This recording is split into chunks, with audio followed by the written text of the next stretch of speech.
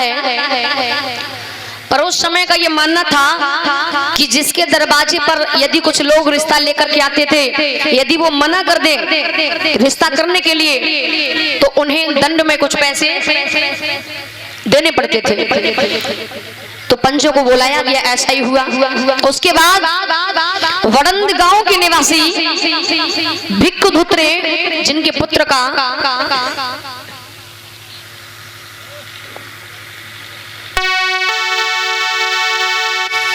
नाम है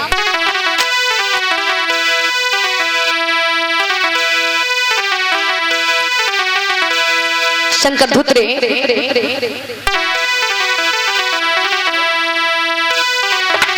उनके पास एक बेटी थी जिसका नाम था रमा। लेकिन पिताजी जो है इस दुनिया से जा चुके होते हैं। उस बहन उस बेटी की परवरिश उसका भाई ही करता है। तो जब वो भाई अपने रिश्तेदारों को लेकर के रामजी राव के यहाँ रिश्ता तय करने के लिए आते हैं, तो रामजी राव उस रिश्ते को मंजूर कर लेते हैं, क्योंकि उन्हें पता था जो वड़ंद गांव के निवासी शंकर धुत्रे इस समय दापोली नगर में बसे हुए हैं। बेटी सुंदर है, सुशील है। जब रिश्ता तय कर दिया और शादी की समय तिथि भी तय कर दी जाती है। शादी का समय होता है वैशाखी पूर्णमासी, दिन होता है रविवार का। जैसे ही शादी का समय नजदीक आता है, सभी रिश्तेदार मेहमान घर में आ जाते हैं। शादी की सारी तैयारियां हो रही है और जैसे ही शादी वाला दिन आता है तो किस प्रकार से बहन रमा की बारात वड़ंद गांव के निवासी जो दापोली में रह रहे थे भायखला मछली बाजार में किस प्रकार से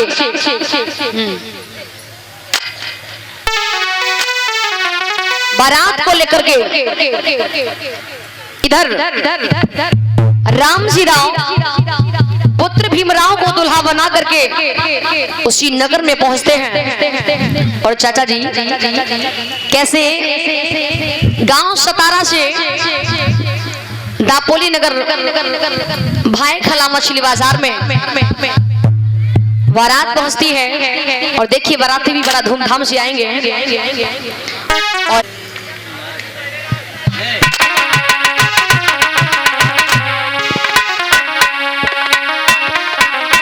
जैसे ही नगर की बहनों ने देखा है, अरे लग रहा बहन रमा की बारात आ चुकी है और इसका दूल्हा तो अरे बड़ा सुंदर है और कैसे मंगलाचार गा रही है कि बम्बई से पढ़ के आयो रे अम्बेडकर वादी भरना, बम्बई से पढ़ के आयो रे अम्बेडकर वादी भरना। बोलो हाथ जो लगे बताओ, ये बम्बई से पढ़ के आयो रे अम्बेडकर वादी भरना। क्या बताइए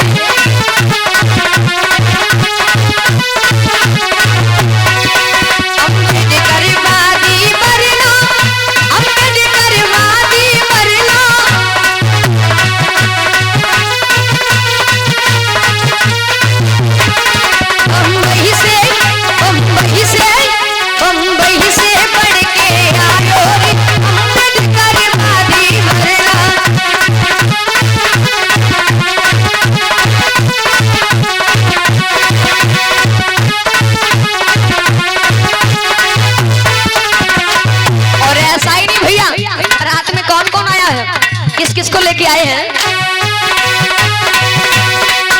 एक परिवारी जन साथ में आए, परिवारी जन साथ में आए, ये सभी को जय भीम सिखायो रे अम्बेडकर वादी भरना, बम्बई से पढ़ के आयो रे अम्बेडकर वादी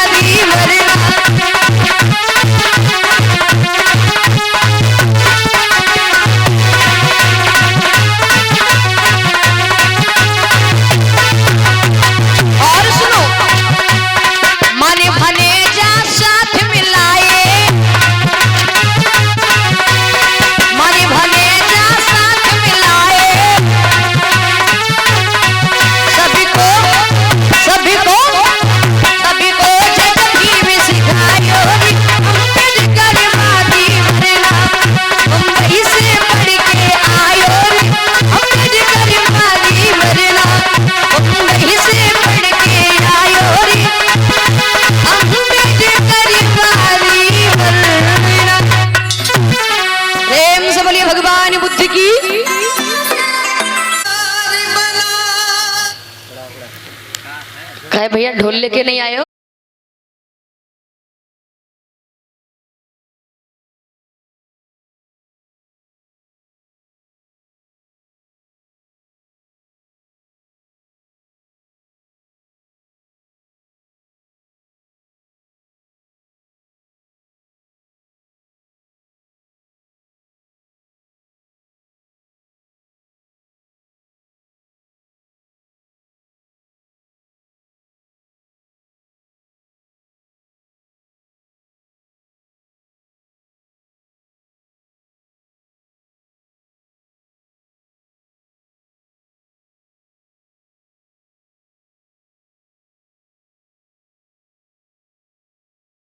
चल गया तो गलती आप लोगों की भी नहीं है। तो इधर जब सभी नियमानुसार कार्यक्रमानुसार सारे कार्यक्रम किए गए, जब वरमाला का समय आया है तो बेटी को भी बुलाया गया, संग की सहेलियां भी साथ में आती हैं। भैया आप लोग खड़े हो जाओ, बाराती लोग खड़े हो जाओ, बाकी सब बैठे रहो। जो कहा लेके आए हो?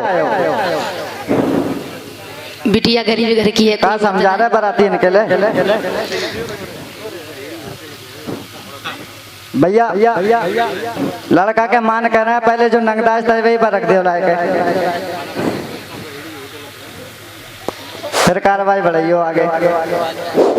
बरातियां बहुत भूखे हैं। ऐसा करो भैया, यह तो आप लोगों के लिए सिस्टम नहीं है, क्योंकि आप लोग कोट पैंट में हैं। बैठी होटल पे चलेंगे, वहीं खाना पीना होगा ना। तो कोई बात ना, अब तो बड़ी बड़ी शादियों में कैसो मिलने लगो, खाने के हिसाब से हमें पैसा दिलवा दो। तो कोई बात है, पहले शादी कर ले भैया, और कोई बता दो कोई नाश्ता के लिए रह गो। अरे अभी तो बहुत लोग रह गए हमारे साथ में, बताई ना हमें, ना तो बहुत सारे लोग आ जाते हैं। बचे रहियो ना, चेलियां कम आए हैं। लॉकडाउन को पालन चल रहा है, इसलिए कम लोग आए हैं। बोल रहे तो क्या कर? दीदी सही ले, तुमने पहले कही कि पराते बांधोगे, डंडा बनवाइए कर रख लाए। तो हमने तो कही बारात तुम जैसी लाओ वैसी लाइयो, व्यवस्था पूरी है। मतलब डंडन की व्यवस्था पूरी है। मजबतियाँ खराब है, बिचौलिया सही नहीं है। क्या बताए इनकी, एक हो सकता है जो पैसे वो तो खा लो, मुंह बंद करो, खाती रहे होगा। इधर बेटी भी आ जाती है और बाराती भी खा पी के फ्री हो जाते हैं। बेटी बेटा को खड़ा किया जाता है। बेटा खड़े हो जाइए।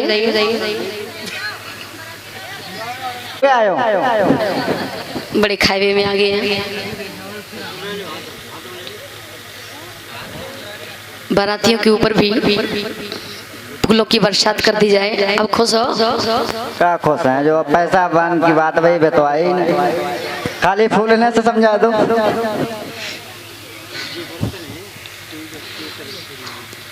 हर चीज पैसा ही नहीं होता। इधर बेटी और बेटे को खड़ा किया जाता है, वरमाला का कार्यक्रम शुरू हो जाता है। ए सखियों डलवाओ। और जैसे ही वरमाला पड़ेगी वैसे ही आप लोग तालियां बजाएंगे।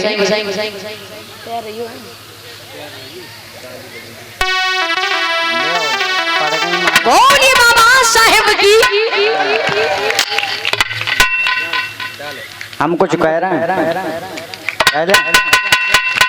कुछ कह दिए। क्या कहोगे बताओ? माला तो पड़ गई है अब, और जो गाड़ी वाले हम पर तकादो कर रहे हैं कि उनको पैसा देने हैं हमें। जी लोग बड़े कंजूस हैं।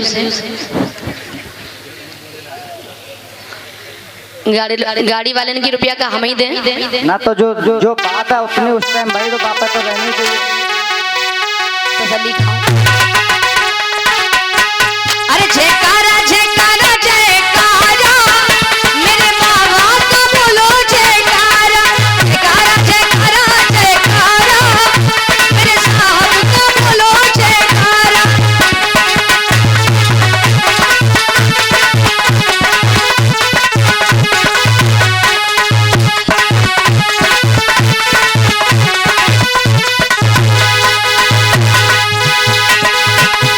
माताएं बोले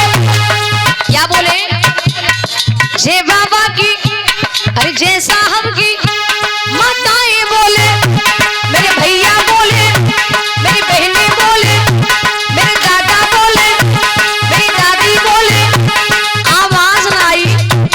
अरे हाथ उठा के सारे मिलके जयकारा जयकारा जयकारा, मेरे बाबा का बोलो जयकारा, जयकारा जयकारा जयकारा, मेरे साहब का बोलो जयकारा।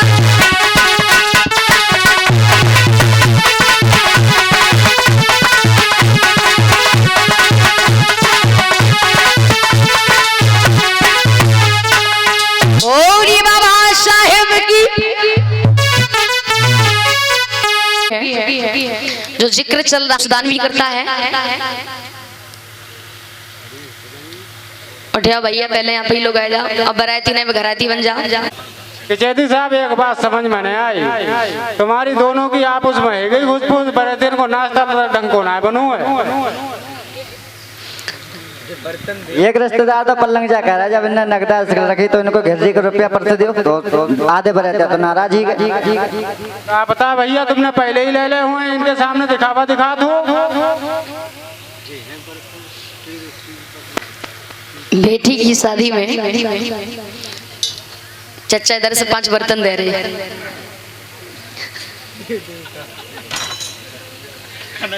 पांचों अब उठान धरने की आप लोगों की जिम्मेदारी है। ना तो कन्यादान तो होते तक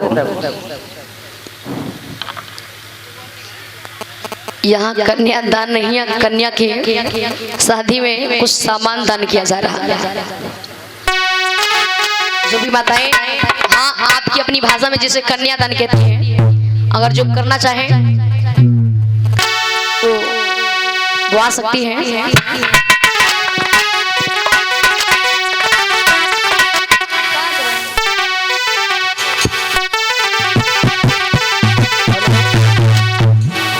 भैया ऐसे है नगद तो कुछ ना ही। शंकर धूत्र के द्वार और भीड़ भाई नमो नमो, भीड़ भाई अति भारी, भैया शंकर धूत्र के द्वार।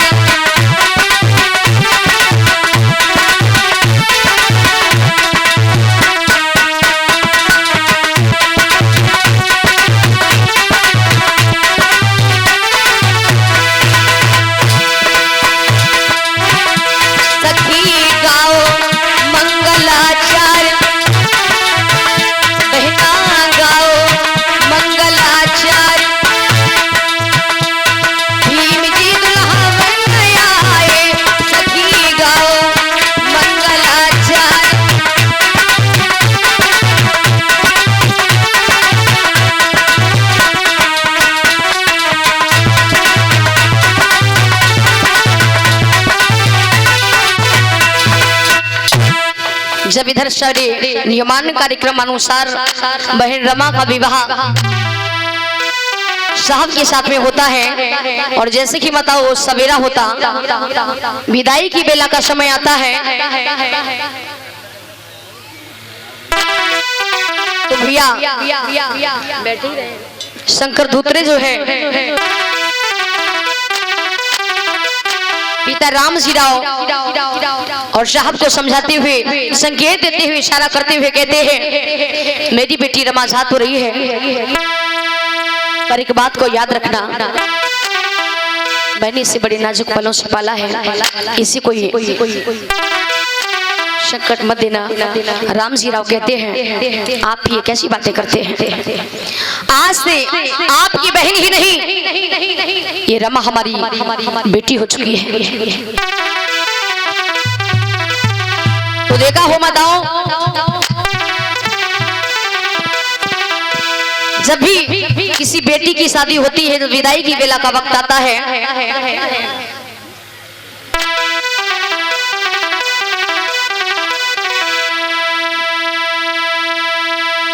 एक माँ जब बेटी को भेजती है, बेटी जब ससुराल जाती है बड़ा रोती है, यहाँ तक कहते कि मैया सबके सामने रो भी सकती है, लेकिन एक पिता सबके सामने आंसू भी नहीं बहा सकता है।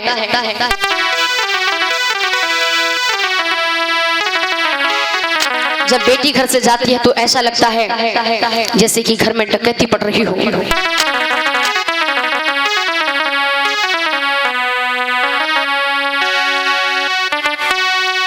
तो वो बहन अपने भैया को संकेत देती हुए कहती है, और क्या कहती है भैया?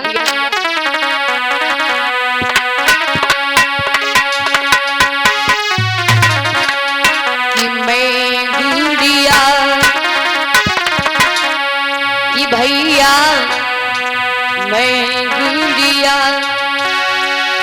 वो तेरे आंगन की, मैं गुड़िया भैया मैं गुड़िया।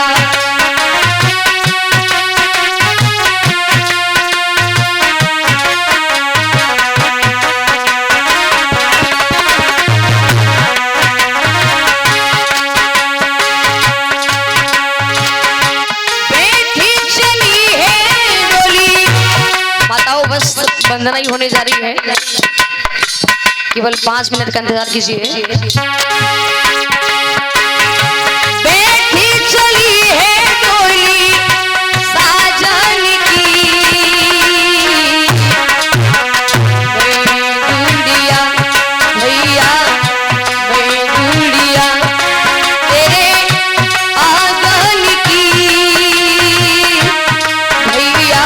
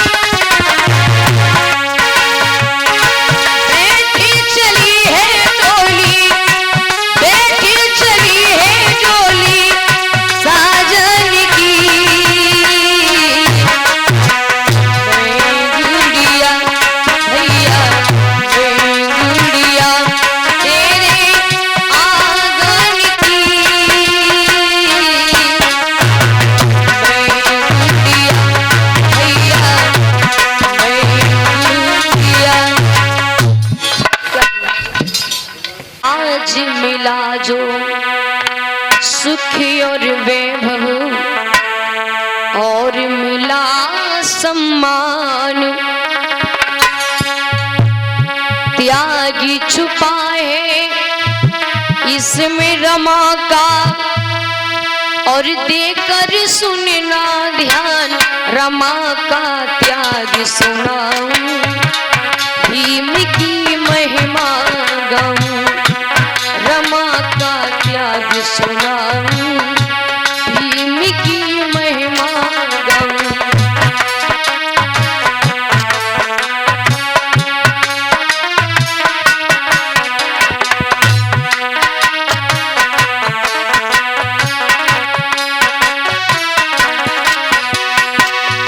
और ऐसा ही नहीं, जब साहू जी की देन से स्कॉलर मिलना शुरू हुआ तो साहब दौड़ते दौड़ते रमाबाई के पास आते हैं और कहते हैं, अरे सुनो रमाई सुनो, जब मिला साहू से वजीफा मेरे भी में बड़े हर्षाए,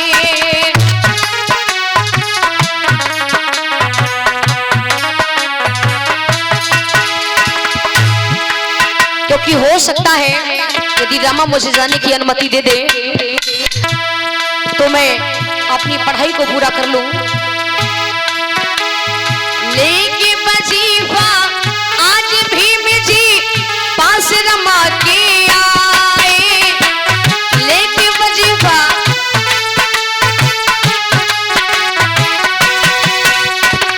कहने लगे परदेश पढ़ूं मैं, एक कहने लगे परदेश पढ़ूं मैं, अनुमति रहे मांगे त्याग सुनाऊं, भीम की महिमा गाऊं, रमा का त्याग सुनाऊं, भीम की महिमा गाऊं।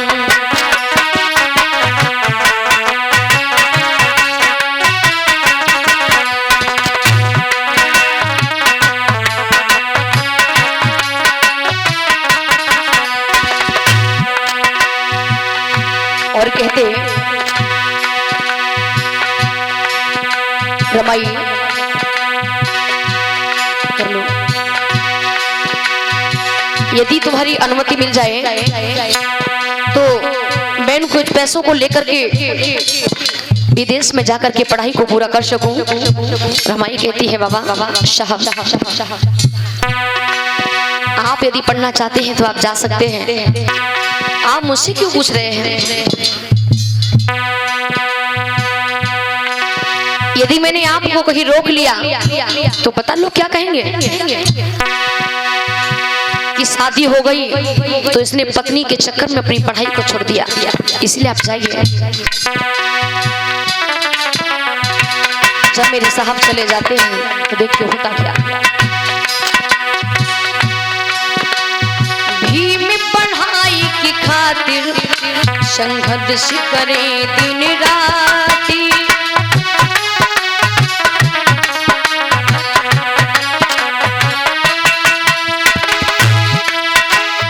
घर में रमाई और बच्चे जले दिया ना बाती, घर में रमाई और बच्चे जले दिया ना बाती।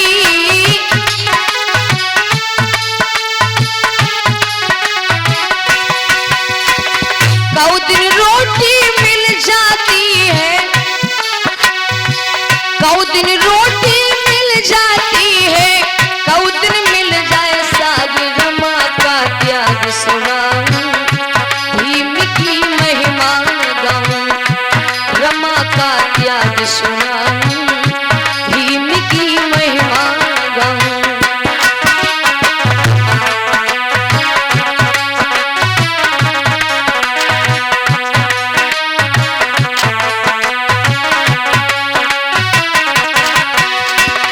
इधर बाबा साहब के जाने के बाद घर में इतना अनाज नहीं रहता है ताकि मैया उन बच्चों को बना के भोजन खिला सके। घर में तेल है तो बाती नहीं, बाती है तो तेल नहीं, आटा है तो दाल नहीं, दाल है तो। उसी वक्त बेटा दामोदर और रमेश दोनों बीमार पड़ जाते हैं। मैया के पास इतना पैसा नहीं है ताकि बाजार से खरीद के बच्चों को कुछ खिला सके, पर अब इलाज कहाँ से कराए। नगर में जाती है, गोबर विनती है, उपलों को बनाती है, उपलों को बनाने के बाद सुखाती है, बाजार में जाके बेचती है। जो भी पैसे होते हैं बच्चों का इलाज कराने के लिए कुछ दवाई लेके आती है। लेकिन कुछ समय के बाद बच्चों को जब थोड़ा थोड़ा आराम मिलने लगता है, एक समय की बात है मैया रमा उपलों को बेचने के लिए जा रही थी और इधर बच्चे फिर से बीमार हो जाते बहुत जोर से। सोच रही घर जाके बच्चों का इलाज कराऊंगी, लेकिन तब तक एक डाकिया दौड़ता हुआ आता है, कहता अरे बहन रमा, अरे सुनो रमा, तुम्हारे साहब का पत्र आया है। साहब के पास पैसे नहीं रहे थे। रमा के लिए पत्र लिखा और पत्र में लिखा क्या था। जब पत्र को सुना कि तुम्हारे साहब का पत्र आया है तो मैया बड़ी खुश है, क्योंकि पत्र आया है इसका मतलब हमारे साहब भी कुछ दिन के बाद घर आ जाएंगे। लेकिन मैया ने जैसे ही पत्र को खोला है, माँ ने पढ़ा, साहब ने लिखा है रमा रामू, मेरे पास पढ़ाई के लिए पैसे खर्च हो चुके हैं। यदि तुम्हारे पास कुछ पैसे हों तो हमारे लिए कुछ पैसे भेज दो। मैया रमा ने जैसे ही पत्र को पढ़ा है, पत्र को पढ़ते ही पढ़ते सीने से लगा लिया, रोते हुए कहने लगी, साहब मैं तुम्हारे लिए कहां से पैसे भेजूं साहब, घर में खाने के लिए अनाज नहीं है, जलाने के लिए घर में दीपक नहीं है, दो बच्चे बीमार हैं, क्या करूं? आपके लिए पैसे भेजूं या बच्चों का इलाज कराऊं? लेकिन मैया रमा ने विचार किया, यदि साहब के लिए पैसे नहीं भेजे तो कहीं मेरे साहब वापस लौट के घर ना आ जाए, कहीं पढ़ाई को अधूरा ना छोड़ दे। बाबा साहब के लिए पैसे भेज देती है, लेकिन दो बच्चे खाल के घर चले जाते हैं। मैया ने बच्चों को बचा नहीं पाया।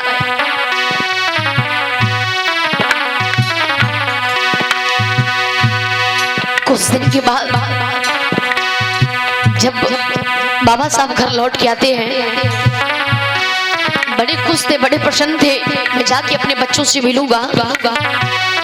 लेकिन जब मेरे साहब घर आए तो देखिए हुआ क्या। आधी पढ़ाई करके जब भी मैं लौट घर आए,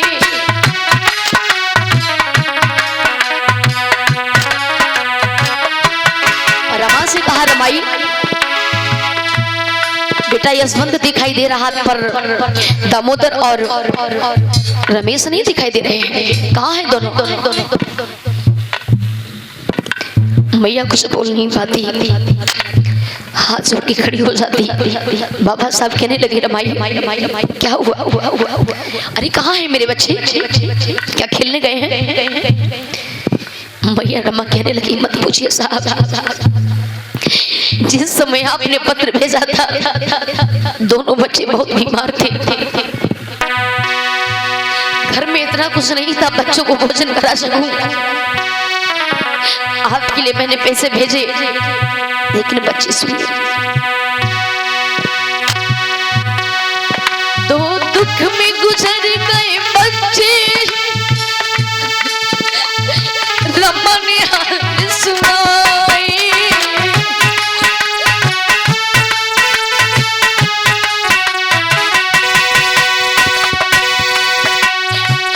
कोशिश की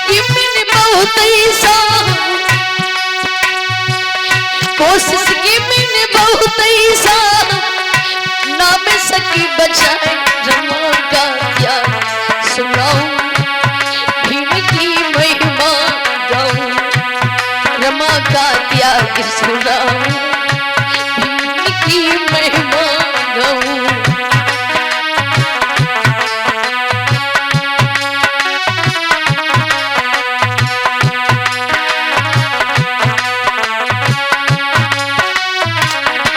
बाबा साहब कहने लगे, रमा अरे कम से कम तुमने मुझे बता तो दिया होता, क्या मेरी पढ़ाई, मेरे दो बच्चे, ये सब क्या है रमा? क्या अब मैं तुम लोगों को छोड़ के यहाँ से जा नहीं सकता।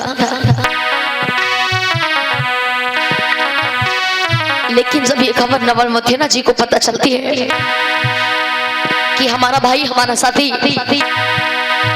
जिसके पास पढ़ाई के लिए पैसे नहीं है तो घर से जा नहीं रहा, तो उस समय नवल मथेना जी ने 5000 रुपए दिए, कहा भैया आप पढ़ाई को पूरा करिए।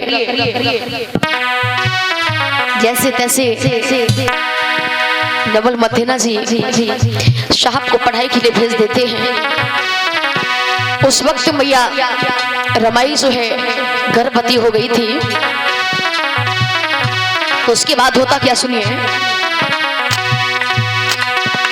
जाने के बाद बाबा घर बेटी का जन्म हुआ है।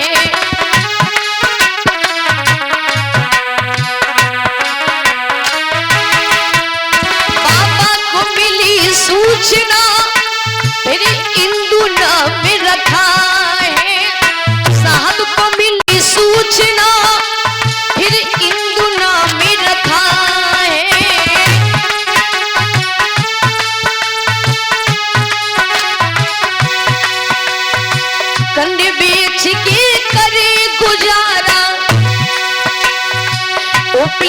बेच के कर गुजारा, ऐसी रमा महान रमा का त्याग सुनाऊं, भीम की महिमा गाऊं, रमा का त्याग सुनाऊं, भीम की महिमा गाऊं।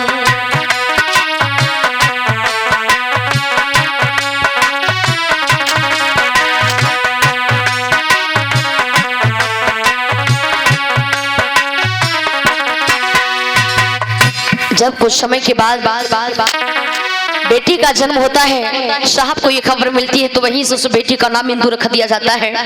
साहब बड़े खुश हैं, जब मैं घर जाऊंगा तो बेटी इंदू के लिए ना जाने में क्या क्या लेके जाऊंगा। लेकिन कुछ समय के बाद जब घर आने का वक्त होता है, साहब ने बड़े सुंदर, जाने से पहले साहब के पास पैसे नहीं होते हैं, रमा के लिए पत्र लिखा, रमाई आने से पहले यहाँ की कुछ फीस तो भर दी जाए, अगर तुम्हारे पास पैसे हो तो कुछ पैसे भेज दो। और याद रहे भैया, उस समय कुदरत को नहीं मंजूर था, वो बेटी इंदू भी बहुत बीमार पड़ जाती है। मैया बेटी इंदू का इलाज नहीं करा पाती है। जब साहब के पत्र को पढ़ा तो साहब के लिए पैसे भेज दिए, लाख कोशिश की, लेकिन मैया रमा ने बेटी इंदू को भी अपने हाथों से खो दिया। जिसकी एक एक नहीं, दो दो नहीं, यदि केवल पढ़ाई की खातिर तीन तीन संतानें जा चुकी हों, उस मैया से पूछिए। अब तो जब मेरे साहब घर लौट के आए, बड़े खुश हैं, बड़े प्रसन्न हैं। आते ही आते रमा से कहा, रामू बेटी इंदू कहाँ है? मैं तो बहुत दिन से इंतजार कर रहा था और आज मैं बड़ा खुश हूँ, लेकर के आओ, मैं देख तो लूं भला कैसी है बेटी। जब इतना कहा है तो मैया रमा चुपचाप खड़ी रहती है। बाबा साहब कहने लगे, रमाई चुप क्यों खड़ी हो, जाओ बेटी इंदू को लेकर के आओ। मैया की आंखों से अश्रु की धारा बहने लगती है। बाबा साहब कहने लगे, रमाई ये सब क्या है? अरे इंदू को लेके आओ। मैया रमा हाथ छोड़ के बोली है, साहब आपका जब पहला पत्र आया था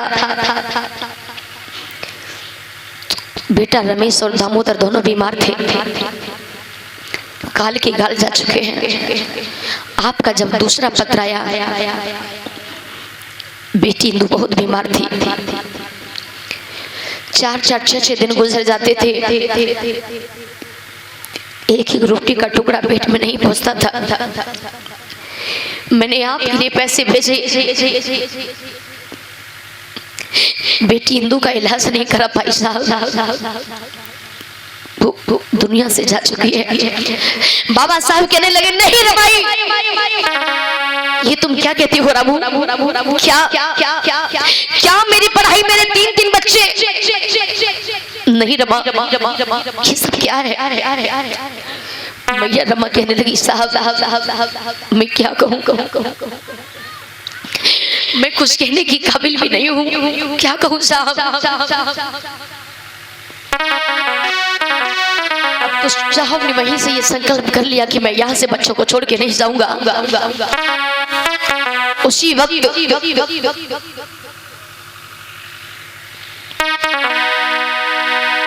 वो वकालत करने लगते हैं, कोई केस भी नहीं आता है ताकि वो अपने परिवार को सुचारू रूप से चला पाए।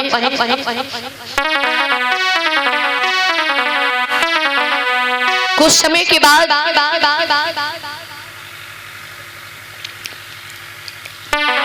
एक पुत्र का जन्म होता है, जिस पुत्र का नाम राज रत्न रखा जाता है। साहब सोच रहे थे कि बेटा राज रत्न हमारी जिंदगी का सहारा बनेगा, लेकिन एक समय के बाद साहब कोर्ट में वकालत कर रहे होते हैं।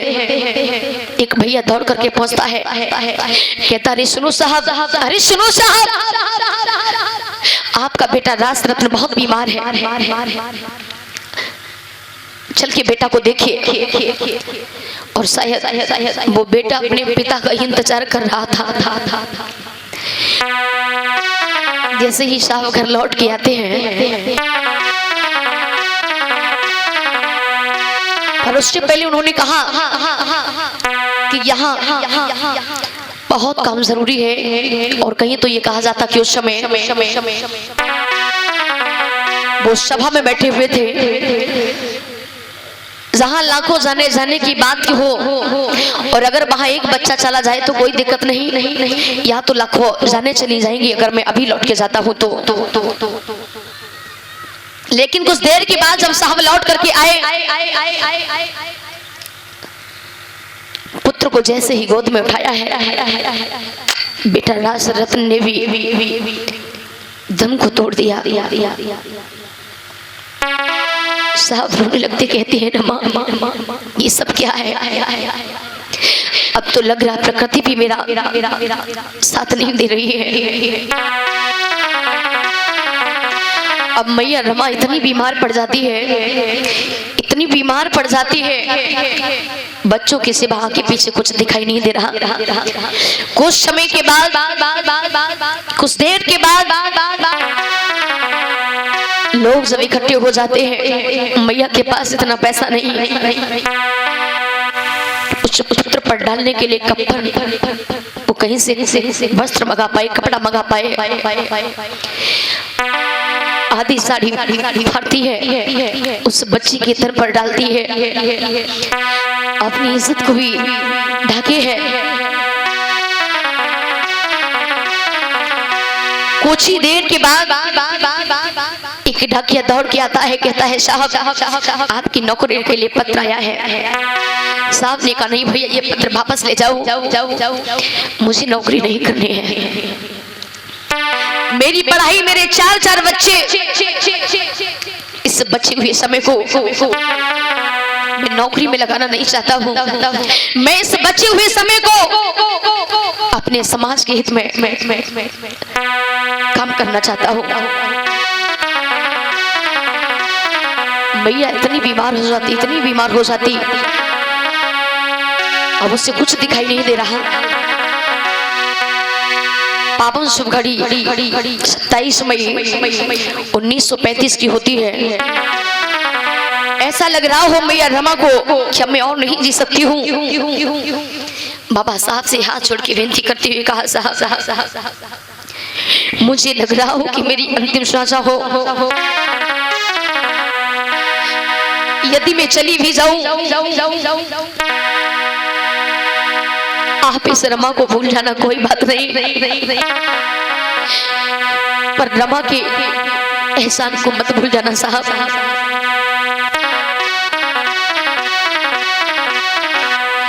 बाबा साहब कहते हैं रमाई तुम क्या कहती हो, क्या?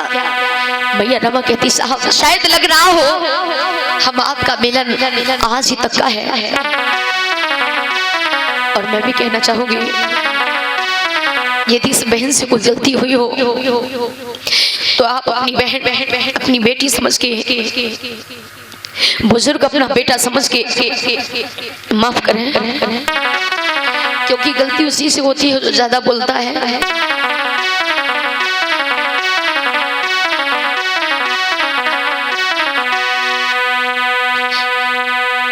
मिलन रात भर का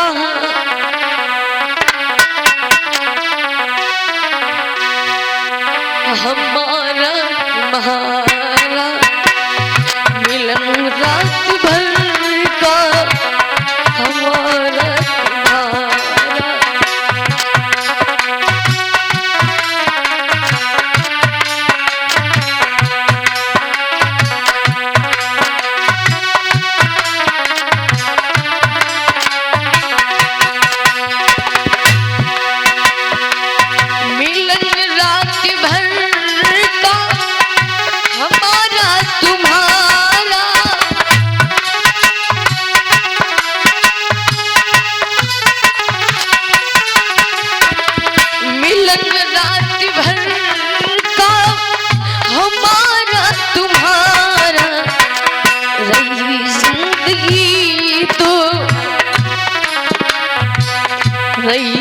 जिंदगी तो मिलेंगे दोबारा, रही जिंदगी तो मिलेंगे दोबारा।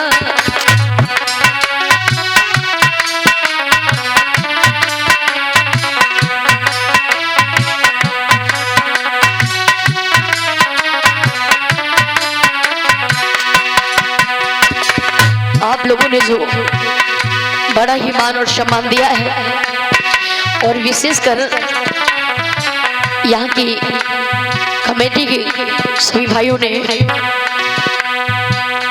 बहन का दर्जा दिया, बड़ा मान और सम्मान से रखा।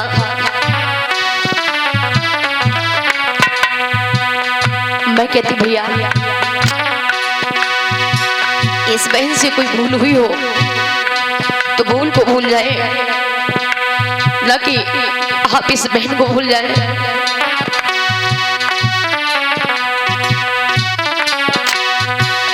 कोई भूल हो तो उसे भूल जाना,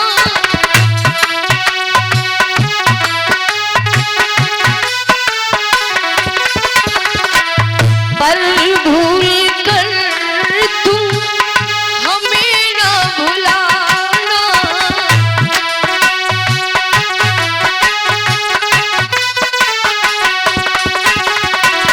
पर भूल कर तुम हमें ना भुलाना, रिश्ता न टूटे, कामना यही है, रिश्ता न टूटे हमारा तुम्हारा, रही जिंदगी तो मिलेंगे दोबारा।